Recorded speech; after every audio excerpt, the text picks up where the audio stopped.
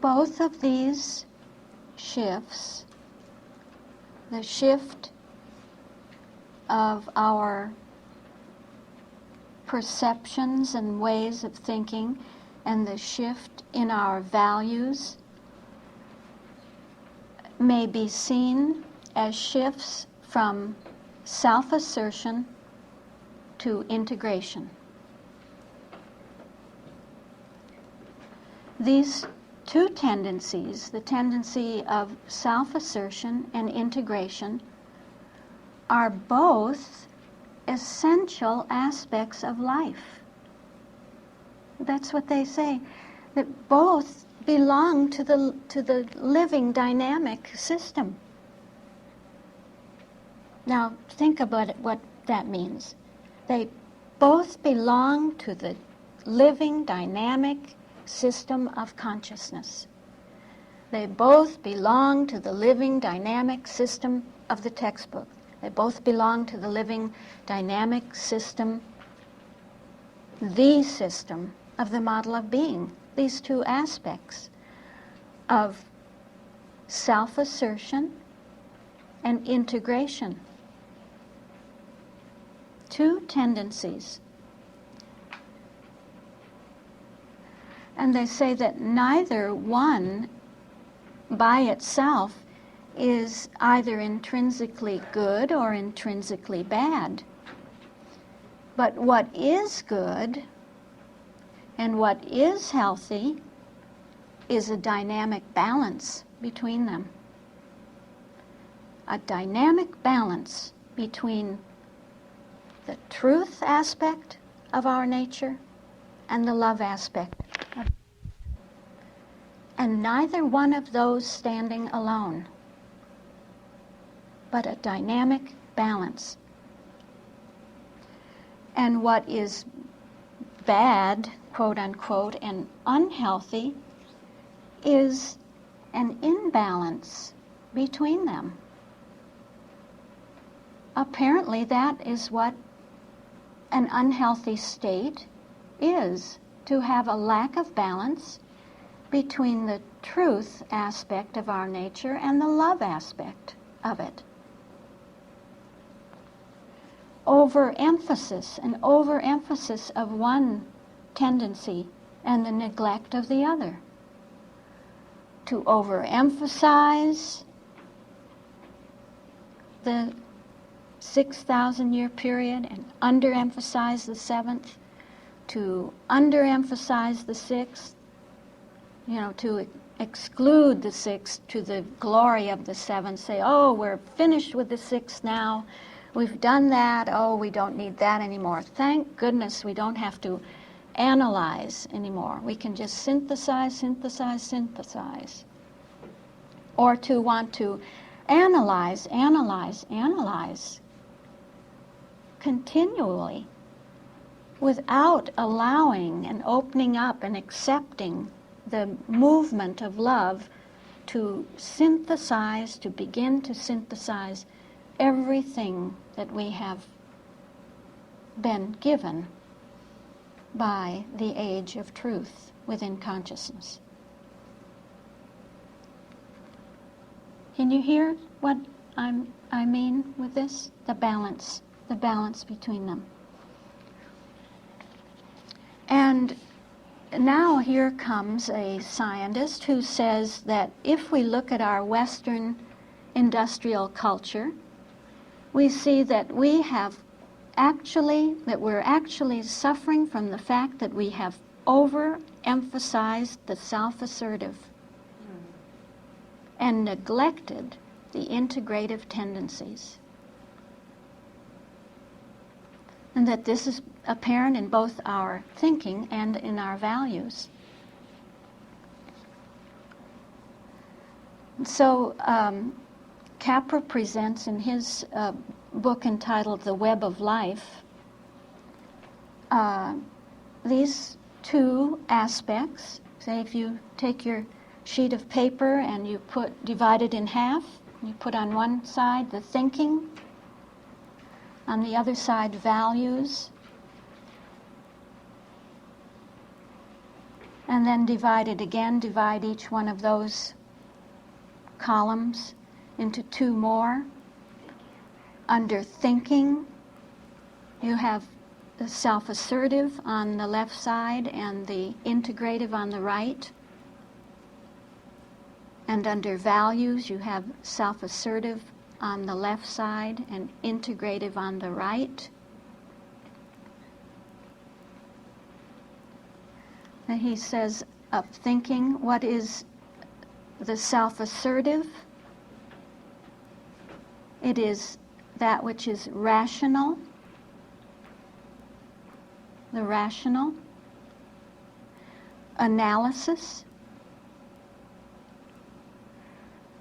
reductionist, and linear.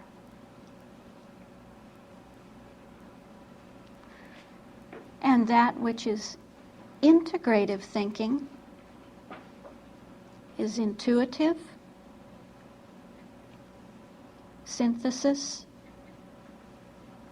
holistic, and non-linear. Non-linear. Non-linear. Love is non-linear, but embraces the linear aspect within its non-linearity. We'll talk about it. We'll expand on all these things. Because non-linear implies chaos. Love brings chaos. Chaos is super order. It is a super order.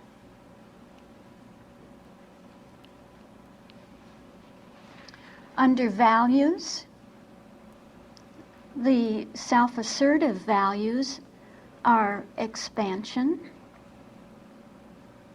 competition, quantity, and domination, they say. And the integrative is conservation, cooperation, quality, and partnership.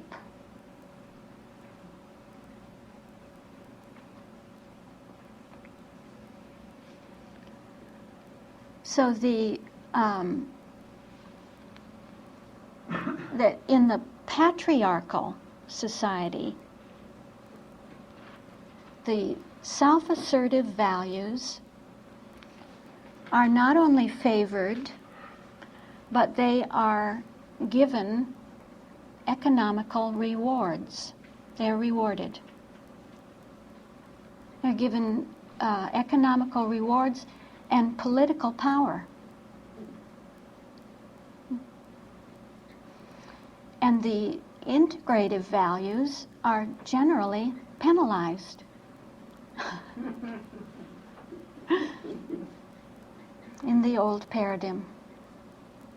Yeah.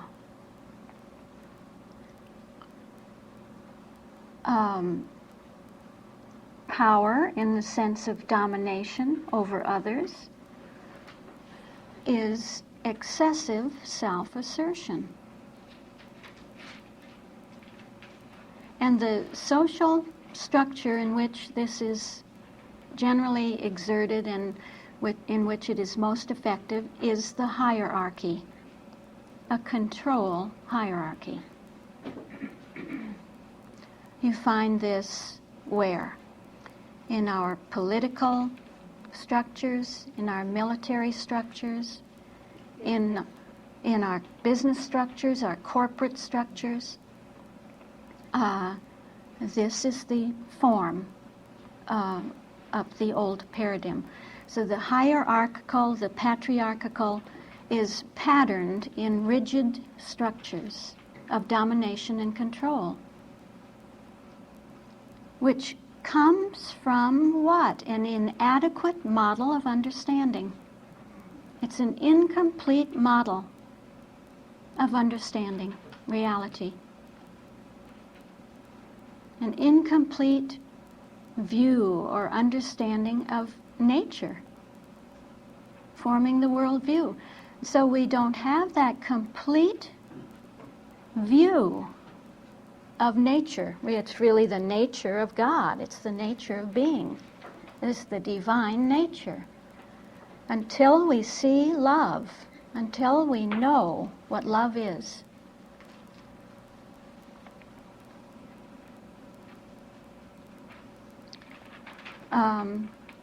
they say that the shift to a different system then, to move from the assertive into the integrative, generates fear in the hearts of those who have a vested interest in the old paradigm.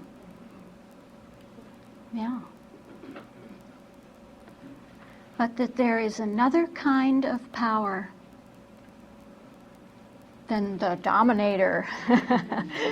Another power, the power of love. And that's the power that we find in the new paradigm, the power of love. And that is the power to influence others beneficially. It's not an influence for oneself, for selfish interests. It's the sense of influencing in the way of cooperating, co-partnering, co-working for the whole. Working together for the whole.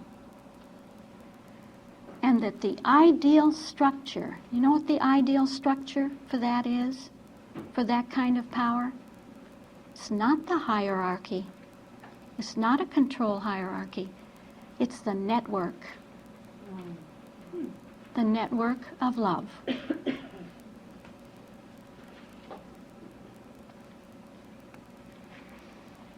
So the new paradigm shift will be that one that includes a shift in all of our social organizations, our institutes, our schools, our families, our businesses, our corporate structures, political structures, everything, a shift from hierarchies to networks. So we come to that great subject of the network.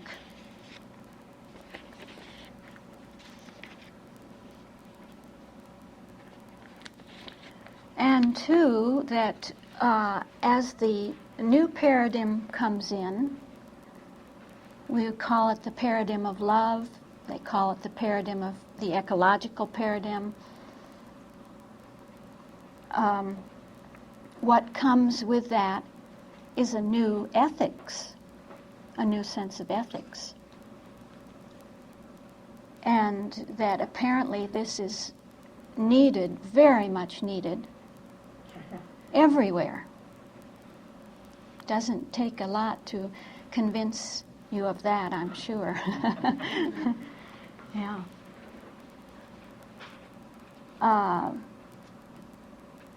The new world view is the network view, a network of interdependencies with a new ethics in which the tendency is to further life and its purpose, to preserve life and its purpose instead of to destroy life.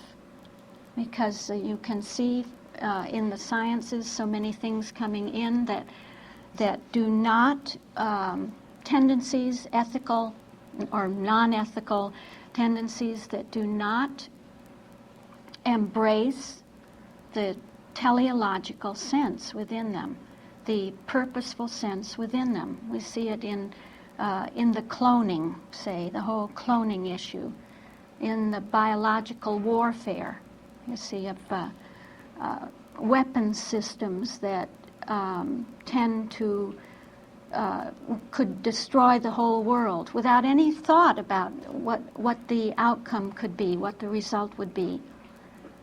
The releasing of biological elements into the environment without knowing the consequences of it.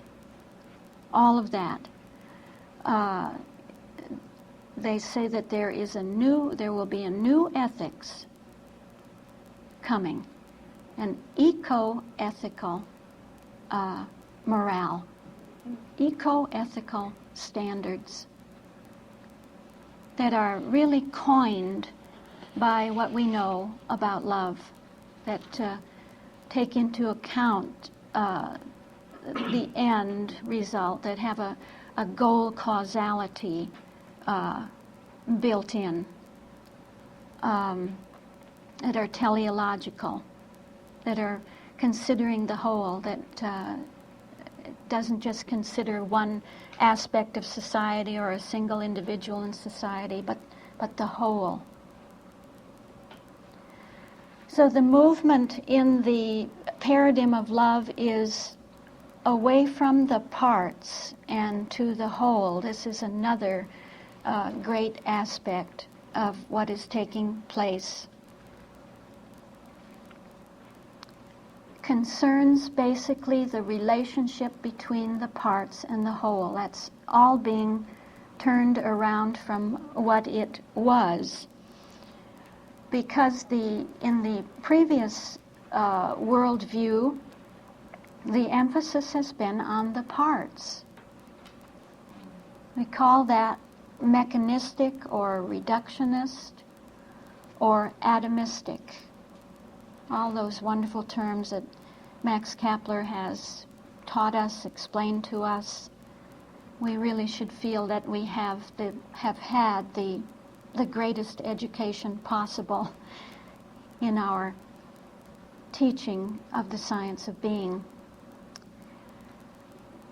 And so the new emphasis now is on the whole. It is holistic. It is systemic, meaning systems. It has to do with systems. The holistic perspective has become known as the systemic way of thinking. It implies systems thinking, systems reasoning. System being more than just a technical term, but really embracing within its meaning the ecological sense, and as we will see, the network sense, that a system is a network. To love, system is network.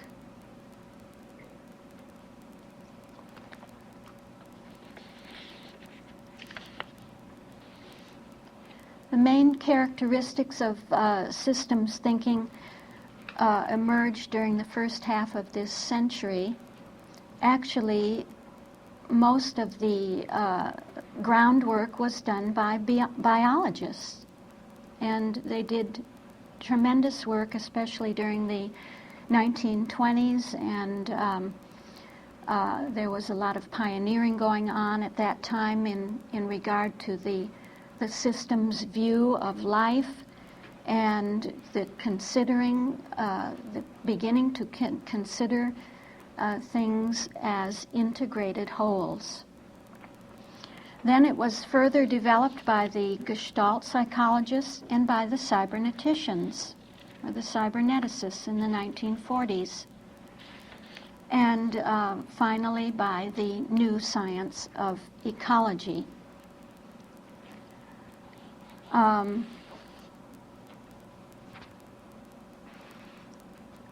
A system then has come to be called or considered as an integrated whole, whose essential properties arise from the relationships between its parts. And systems thinking is the ability to understand a phenomenon within the context of a larger whole. To understand things systematically then means to put them into a context, This is again love. It's the two directions. You see that if we look at a system, we can see it from two directions. We can look at a system's inner constituency, or we can look at a system related to its greater whole, to the greater system within which it is. One of the key characteristics of the organization of living systems is its hierarchical nature. But don't think it's the old sense of hierarchy. We're going to learn something new about hierarchy. It means that a living system, and it's the property actually of all life to form multi-leveled structures. To form multi-leveled structures of systems within systems. Each of these forms is itself a whole with respect to its parts, and at the same time it is a part of the larger whole. That's what we were saying, that every system, every network has that relationship both within itself, that we can look to its inner constituency, and we can look outward to the greater system within which it is lying. So that actually they begin to see that throughout nature, throughout the living world, we find systems nested within other systems. And so the new form of hierarchy is not a control hierarchy, but a nested hierarchy. As we've already been taught in our science of being, we've already been taught that the model of being is a nested hierarchy.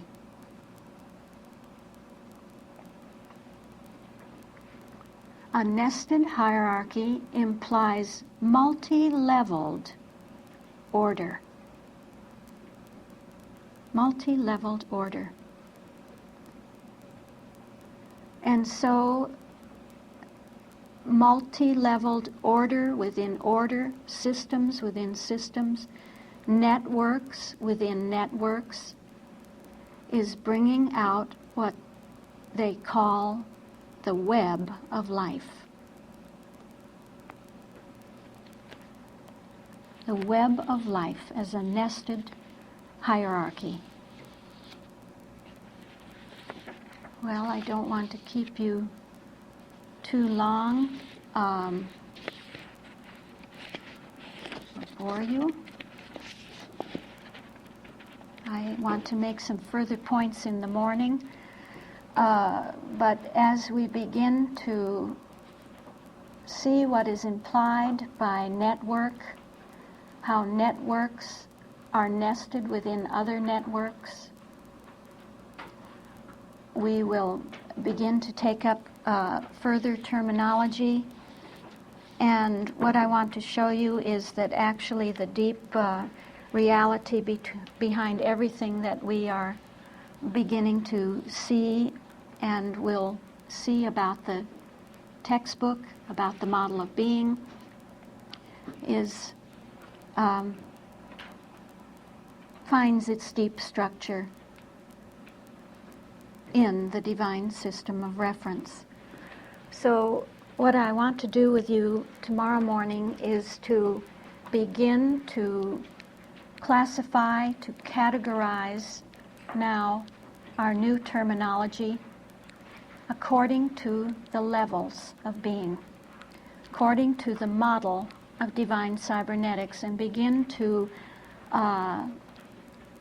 to build up, to enhance, to enlarge our conscious awareness of what the model of divine cybernetics is, of what it includes and embraces, and to begin to see that this is the constituency, the cybernetic constituency that lies behind the textbook. We will also do something further this week. I will introduce to you a concept that I have dropped here and there on you over the last years.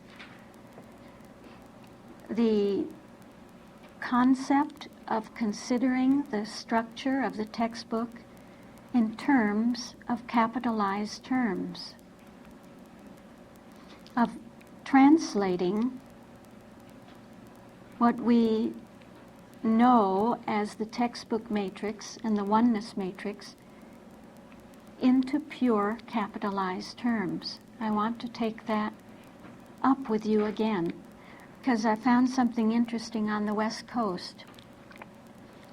I found that by just dropping those little hints over the last 2 to 3 years, that something has taken form, something has taken root.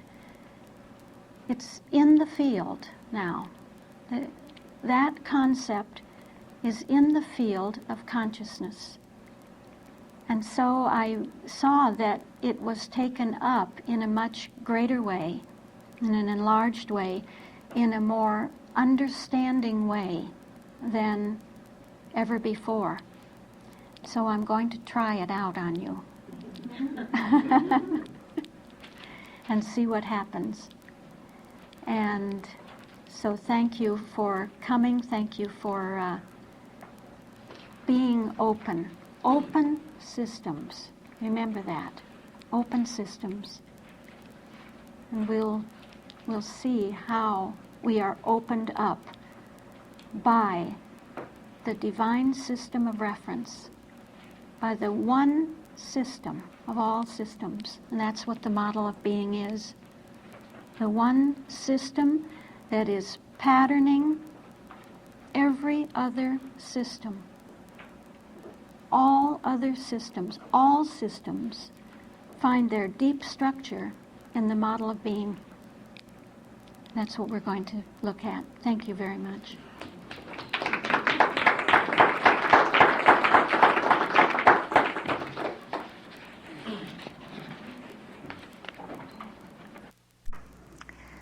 So last evening, what were we seeing and what were we saying? Let's see if we can recap the whole issue. We were really seeing how the concept and the understanding of cybernetics is expanding in the world. And if it is expanding in the world, it is expanding in consciousness generally. And this means that the concept and the understanding of divine cybernetics is making its impact at every level of consciousness, such that that expansion, that expanding, is toward the categories of the science of being. It is approximating more and more the categories of the science of being.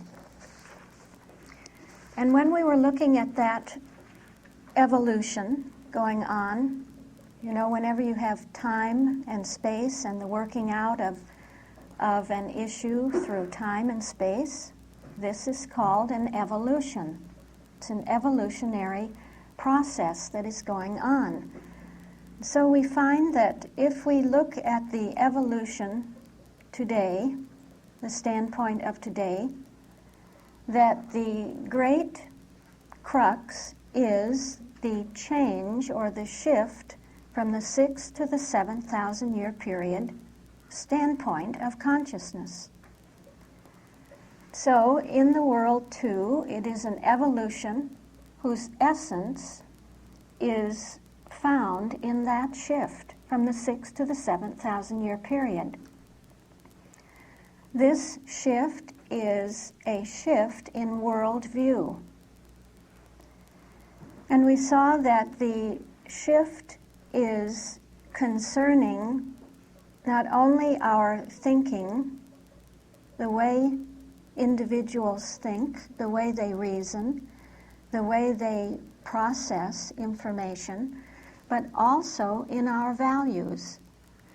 And that the two categories that are involved, being the categories of the 6th and the 7,000 year period, have all to do with truth and with love. And so we saw that from the 6,000 year period standpoint, they are those values and aspects that are the self-assertive ones. And that as we move now, as we are, not as we move, not as we decide to move or think we will now move into a new standpoint, but as we are moved by the dynamic of being, by the calculus of being. This is really what moves the 7,000 year periods, isn't it? This is why there is a movement from the 1st to the 2nd, from the 2nd to the 3rd to the 4th to the 5th, and so on, until we find ourselves in the 7,000 year period standpoint. That movement now into the 7th is a movement from the self-assertive into the integrative standpoint. And so I'll just quickly summarize or recap for you those issues that we took last night. We saw that from the standpoint of the self-assertive, it is, as concerns our thinking and our reasoning, a rational sense. It's really a reasoning sense, being able to reason. That involves being able to follow an ordered sequence of logic, to reason logically, sensibly, from one step or stage to the next, until there is a complete, ordered line that brings you to a conclusion, from the initial stage to the conclusion. But as we come into the 7,000 year period and the integrative aspect, this accentuation changes to the intuitive. This does not mean that we leave the rational behind, but every new standpoint, now moving from the 6th to the 7th being the new standpoint of love will include within itself the 6th. And so the intuitive will embrace the rational. It will not leave the rational behind. It will embrace the rational. Really such that the rational serves the purposes of the intuitive. In the 6,000 year period, our accentuation has been on the analysis. This is the self-assertive standpoint. The analysis. To analyze something is to, so to say, take it apart in order to understand it. To look into it, to keep going towards finding more and more parts in order to understand the whole. And every time we look at a further part, we see, well, what parts make up that part in order to understand that part. This is analysis. So we have done that with our with our system, with our divine system of reference, with the one being, that we have analyzed it. We have analyzed it in terms of the nature of being, the operation of being, the 4 levels of being, through the 7 and the 4 and the 4. And so then we took the 7 and we said, well, what are those 7? Well, mind, spirit, soul, principle, life, truth, and love. And so then we said, well, what is mind? So then we looked into mind to see what mind is in terms of all of the ideas of mind. And then we analyzed and we saw how can we see those ideas on different levels. And so we took the other aspects of our subject in order to analyze further one particular aspect, such as the nature. You can see that really being is self-referring, self-defining, that in order to define that infinite one through the 7, the 4, and the 4, even to further define what the 7 are, we can do nothing but to refer not only to the 7, but to the 4 and to the 4 in order to understand what the 7 are. So that divine system of reference never leaves itself. That's just a little side note at this point. That we never leave the realm of the infinite one, no matter how much we analyze. That is the office of truth, isn't it? To analyze being. The analysis side of science. But science has another side, and that side is being brought forth now and will come into major focus in the 7,000-year period. It is the synthesis. So the integrative aspect is the synthesis. To synthesize is to put, not to take everything apart, but to put everything back together. To integrate something into its greater and greater whole. That's the synthesis. You can hear the love sense coming in. You can hear that we need to see and to understand a principle which is love in order to do that. To see the nestedness of everything within everything else. In the on the self-assertive side, it is the reductionist standpoint. Reducing and reducing and reducing. You see, this is really, as I think we mentioned last night, been the main focus over the last several hundred years for our culture, and it is that standpoint which came out of the Cartesian teaching or worldview,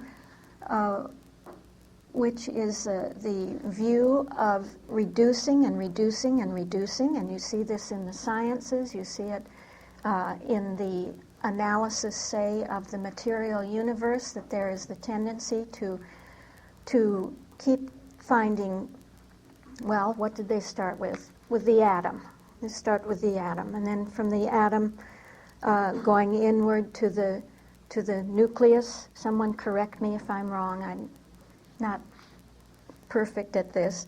But then looking in, seeing what particles are in the nucleus, and then what the finer and finer particles are, always feeling there are finer particles, so that they're all the way down to quarks and hadrons and mesons, and I guess there are dozens and dozens of these fine particles. Until now they are looking for the God particle.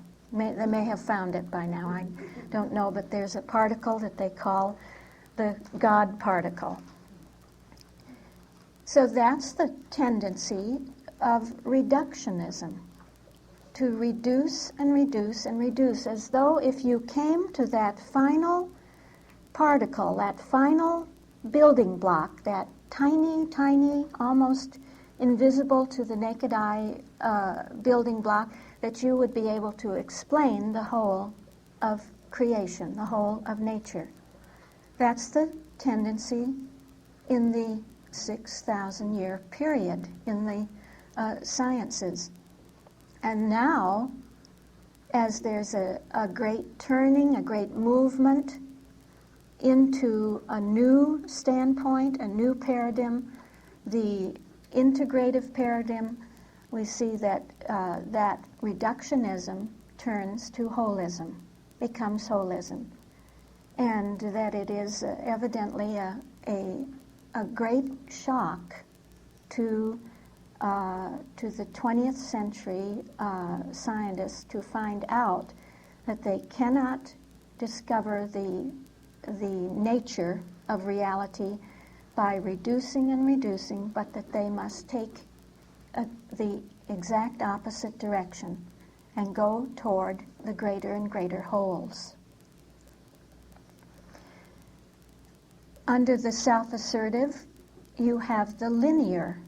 You can hear that if we are talking about reasoning and rational thinking, about going along a line, an ordered line, a sequential line, step by step, stage by stage, to reason something out. This is a linear way. And it's absolutely necessary. We must have it. We must see that the values of the 6,000-year period must be firmly established before we find ourselves in the 7,000-year period. That the only way, which is the way of the word order, the only way that we will find ourselves at the point of the 7,000-year period is by our trueness to the sixth, by being true to the sixth. And so we have, in our own work, in our own science of being, been true to the linear way. So true to the word order, to lining up with the word order, going the way of the word order, understanding what that line is, what that way is, what the development is, from mind to love. And so with the other orders. So with everything that we have looked at, in a way we have taken it linearly in our approach as a way of understanding. But as we come into the 7,000-year period, something completely new breaks on us. And this is the non-linear. The non-linear. Also in the world, in the sciences, for hundreds of years, the accentuation has been on the linear, on linear laws. Actually, linear and non-linear describe the mathematical presentation of a phenomenon. They will, looking at a phenomenon can be described mathematically either linearly with a linear equation or non-linearly with a non-linear equation. But these are beautiful terms for us, and they show us our own development, a development really from feeling and thinking and believing that our orders, say our orders on the level of Christian Science, are linear orders, that as we are moved into the 7,000-year period consciousness, we find they are non-linear. Non-linear. What does that mean? It actually means they are cybernetic. That those orders are cybernetic. That they are calculus-driven. That the whole definition of cause and effect is changed, is altered when we come into the 7,000-year period, that we find in the nonlinearity that cause and effect are everywhere. That we are always at the point of cause and always at the point of effect. That every point is an initial point, is a starting point, and a conclusion.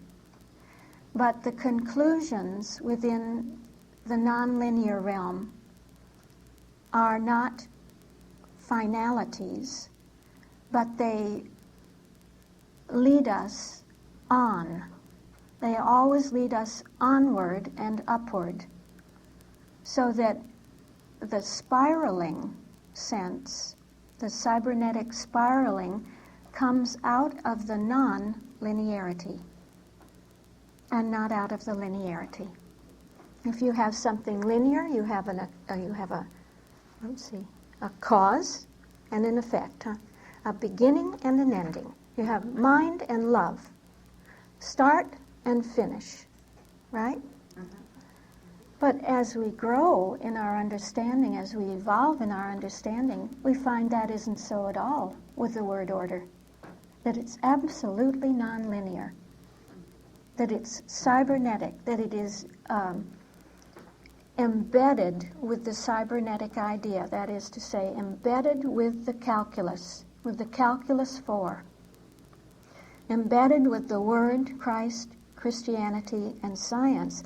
And this means that you don't come to an end, but you come to a spiraling upward. An evolution upward.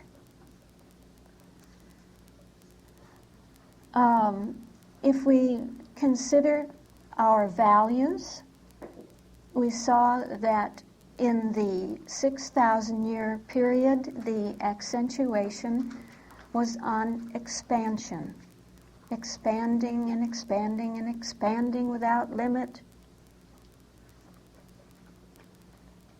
You see all that within us that wants to keep on doing what we've always been doing and keep on doing more and more and more of what we've already been doing and seeing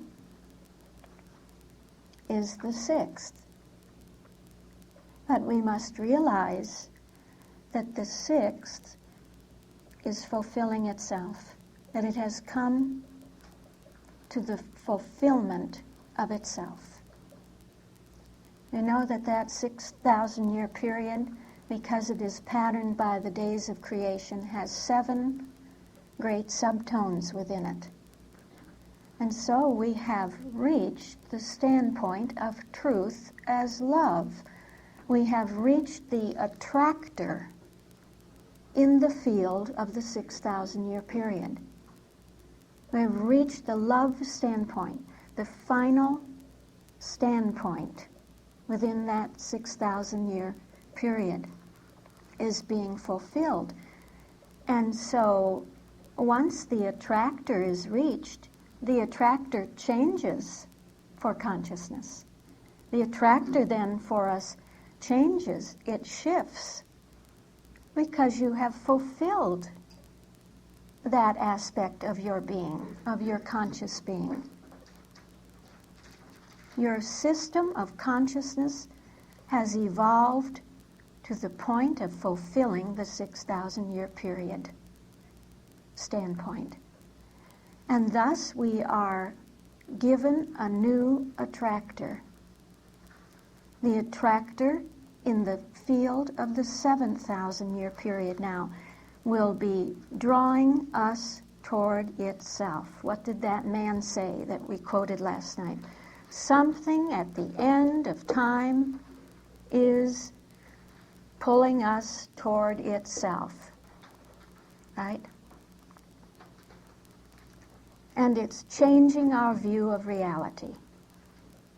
It's breaking down our old view of reality.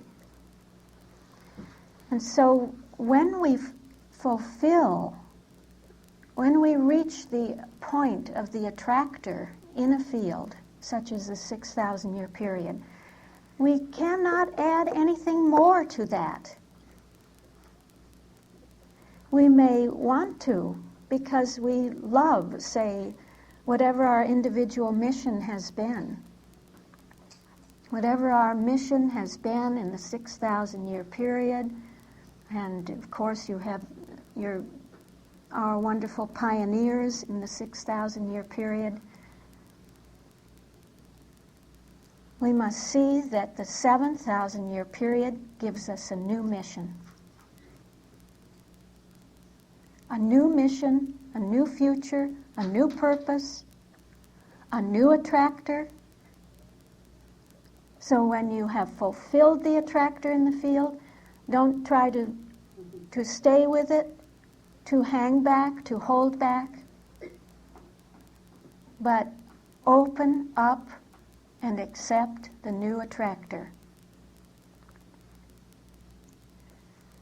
And so the expansion of the 6,000-year period is fulfilled, and as the 7,000-year period comes in, it's like the Bible says about the days of creation, that there are 6 days of creation, not really 7 days of creation, that the 7th is a day of rest, of resting in the glory and fulfillment of those 6. And so it is, from love's standpoint, not expansion, but conservation, the love sense of taking everything in, taking that sum total of expansion in as one great conservation and consummation and self-containment of being. In the 6th, it is competition. We have the term competition. Actually, the right sense of competition, even in the 6,000-year period, there is a right sense of it because it simply means asserting one's conscious individuality. To assert one's own conscious individuality. This is absolutely right. Absolutely in order. When does competition get out of control? When is it wrong? When does it become that which we see everywhere in the world today? And in our organizations, our social organizations. It gets out of control when we try to stay with that standpoint of only asserting our own individual, conscious individuality, instead of balancing that with the love aspect that says, and I integrate that into the greater whole. I don't stand apart. I don't stand outside of my universe, but I integrate my individuality into the whole, into the service of the whole, into the purpose of the whole. I give it to love, to bless the whole universe. This would be cooperation. So the integrative value is cooperation. In the 6th, the accent is on quantity. To have, again, more and more and more. To keep on getting more and more and more. But in the 7th, it is on quality. You know how Max Kepler has taught us in text, spiritual text interpretation, that quality is quantity. Quality is a quantity. And so it is the value of of quality in the 7,000-year period, and not of quantity.